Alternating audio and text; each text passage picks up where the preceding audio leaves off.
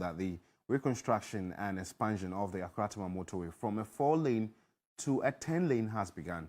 The contractor, a Ghanaian-owned company, has moved to the site, mobilizing resources to execute the 3.5-year project on the 19.5-kilometer stretch.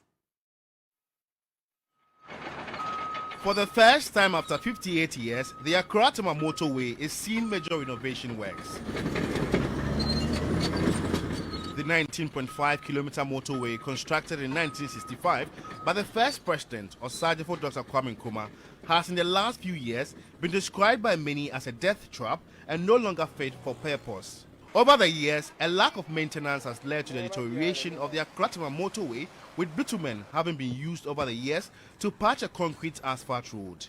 The reconstruction and expansion to span 3.5 years will see the motorway develop into a 10-lane highway from the initial 4 lanes. A Ghanaian-owned company has moved to the site. Currently at the resource mobilization stage, the company is putting up campsite expected to accommodate batching and asphalt plants, machinery and offices. Drivers slowed down trying to maneuver their way out because of the cracks and potholes developed on the motorway. One of the immediate interventions of the project is to improve on these potholes to ensure free flow of traffic. Whilst at it, the main project will be in progress. The scope of work of the project includes a 10-lane, 4-lane reinforced concrete motorway and 6-lane urban highway to be known as service lanes. There's a relocation team mapping out structures to demolish to pave way for the project, just like these billboards right behind me and some structures along the sides of the motorway. So time will be given to these owners to do the needful. If the time elapses and the structures are still there, the team would have no option than to pull down these structures in the way of the project. The project also includes the reconstruction of Tetekwashi to Apenkwa, the remodeling of the Tetekwashi, Apenkwa and Achimota interchanges, the construction of 5 new interchanges and pedestrian footbridges. According to the Ministry of Roads and Highways, the project has factored in the urbanized nature of the motorway now. The motorway has served this country for over 50 years now. And this redevelopment is looking at the next 50 or even 100 years. And so I don't think it's an over-ambitious project, no.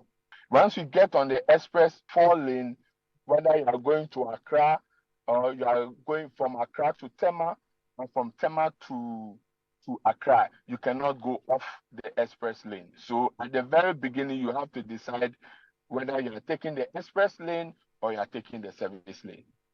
Motorists want the project completed on schedule. It's something that has been long overdue and people keep talking about it. So I think that if they have the funds to do it, I think it's a good idea. If they can do 3 and complete it, it's better than they having an ambition to finish, doing 5 and they couldn't finish it. Then we come back to the same state of what we have. Good news, but yes, because of election,